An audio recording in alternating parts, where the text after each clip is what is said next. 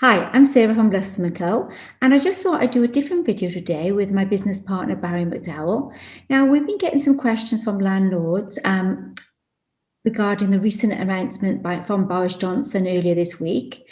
And if you haven't heard what they've been saying, or Boris has been saying, he said that it may be necessary to pause all home moves locally and nationally for a short-term period in order to manage the spread.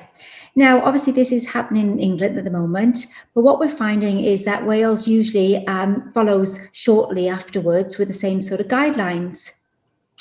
So, Barry, what do we do if we've got an empty property or we need to move now in the next couple of months?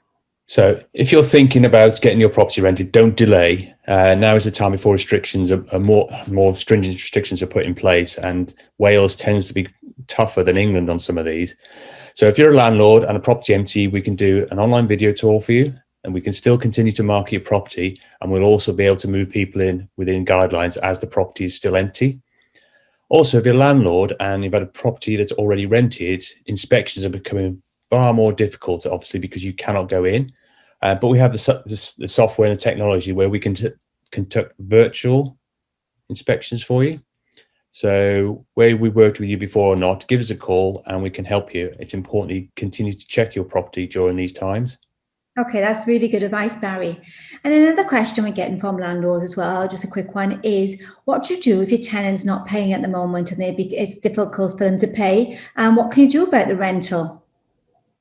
Well, first and foremost, we know it is difficult at the moment, but the key to this is having communication with your tenants. So that's the first thing you've got to do. Make sure you're communicating with them, because if you're communicating with them and you can get things in place, it's better than them burying their heads in the sand, because it becomes a lot more difficult if they get further and further in arrears. But if you talk to them from day one, as soon as they know that they're having problems, you can maybe come up with a payment plan.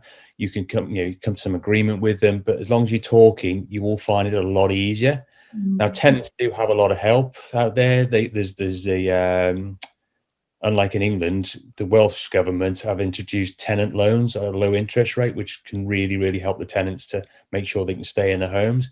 So again, that's a really good reason for communicating with them constantly and helping them and pointing them in the right direction, because sometimes they don't know. So you've got to help them a little bit here and just point them in the right direction. Other things you can do as a landlord, you can get a payment holiday. Obviously, as a landlord myself, it's sort of a last resort, because obviously that still adds interest and everything to your mortgage. It's still something that's going to be paid back, but it is an option there if you need a little bit of cash flow or you need a little bit of a breather while you're helping the tenant to sort out something to get them back on track. Okay. So also, if for anyone out there is not sure, if you need your tenant to apply, send us an email and we can send some information out how to help you with that.